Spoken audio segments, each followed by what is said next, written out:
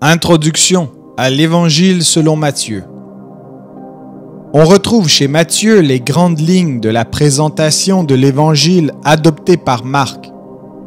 Message de Jean-Baptiste, baptême et tentation de Jésus, activité de Jésus en Galilée où il prêche, enseigne les foules et guérit les malades, puis c'est le voyage vers Jérusalem où Jésus ne fait qu'un court séjour, une semaine, qui s'achève sur sa condamnation, son exécution, la grande surprise de sa résurrection et ses apparitions.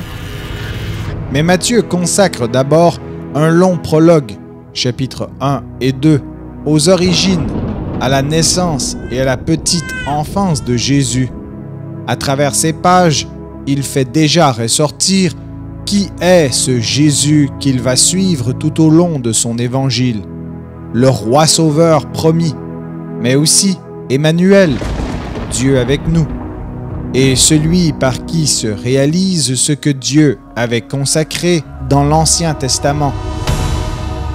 L'Évangile selon Matthieu présente aussi la particularité d'avoir regroupé une importante partie de l'enseignement de Jésus en 5 grands discours. 1. Le Sermon sur la montagne, chapitres 5 à 7, qui décrit la véritable fidélité attendue des nouveaux citoyens du royaume des cieux. 2. Les instructions données à ceux qui doivent annoncer l'avènement de ce royaume, chapitre 10. 3. Le mystère du royaume présenté en 7 paraboles. Ce royaume est maintenant caché, mais sa victoire sera éclatante, chapitre 13. 4. Comment vivre entre frères dans ce monde nouveau qu'est le royaume, chapitre 18.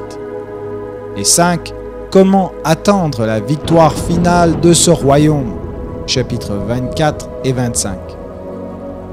Dans l'Évangile selon Matthieu, Jésus apparaît donc comme le Maître qui vient inaugurer le monde nouveau du royaume et apporter à ceux qui y entrent l'enseignement dont ils ont besoin pour en être les témoins auprès des autres hommes.